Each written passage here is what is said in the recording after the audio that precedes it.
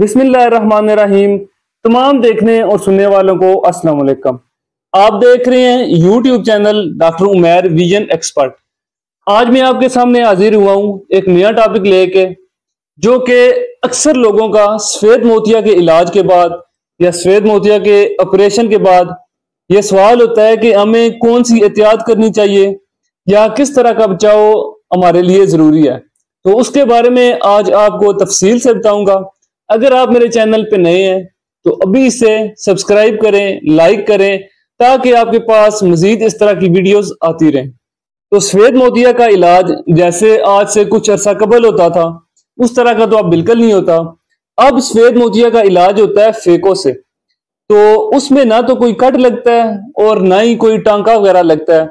अब इसके लिए कुछ लिमिटेड जो एहतियात जरूरी है, यानी बहुत ज्यादा एहतियात इसके लिए नहीं जरूरी, कुछ लिमिटेड एहतियात है। सबसे पहले तो इसमें ये कि आपने कोई आंख को मलना नहीं है, या जब आप चेहरा वगैरह धो रहे हैं तो कोशिश करनी है कि आंख में पानी ना जाए। फिर आपने बचाना है सोप से, यानी साबुन से आंख को बचाना है कि आंख में साबुन ना जाए या फिर बहुत ज्यादा पानी ना जाए आंख में।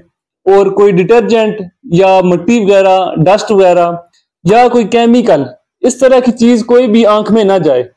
तो इस तरह की चीज से एक तो आपने जरूरी बचाना है। तो इस तरह की एक तो 5 से 7 दिन इस तरह की चीजों से आपने लाजमी एहतियात करनी है।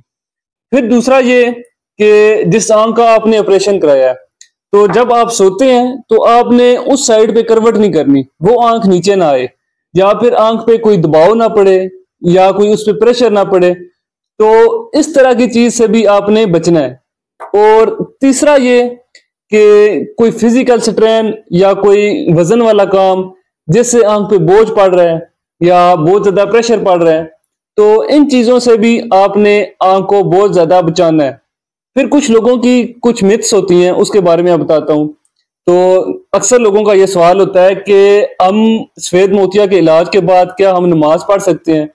तो आपने नमाज 7 दिन, 10 दिन या मैक्सिमम 2 हफ्ते के लिए आपने इशारों से पढ़नी है, क्योंकि जब आप सजदा करते हैं तो आंख में प्रेशर आ सकता है या फिर बहुत ज्यादा बोझ बन सकता है, क्योंकि सजदा करेंगे जब नीचे झुकेंगे तो आंख पे प्रेशर पड़ेगा। तो इस चीज से आपने हफ्ता, 10 दिन या मैक्सिमम आपने 2 हफ्ते इस चीज की एहतियात करनी है। अब इसके बाद ये एक और क्वेश्चन होता है कि हम खाना खा सकते हैं कोई नॉर्मल गजा, या क्या हमें हल्का खाना चाहिए, या फिर हम जिस आंख का हमने ऑपरेशन कराया है उस साइड से हम खुराक वगैरह चबा सकते हैं।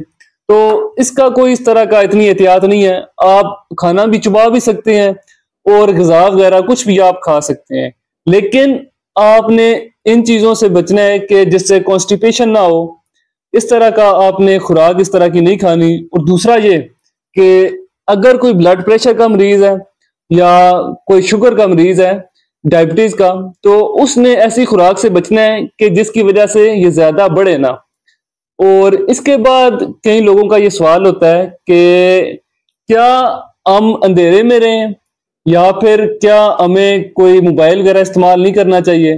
तो 2 से 3 दिन आप कोशिश करें कि मोबाइल इस्तेमाल ना करें या कम करें।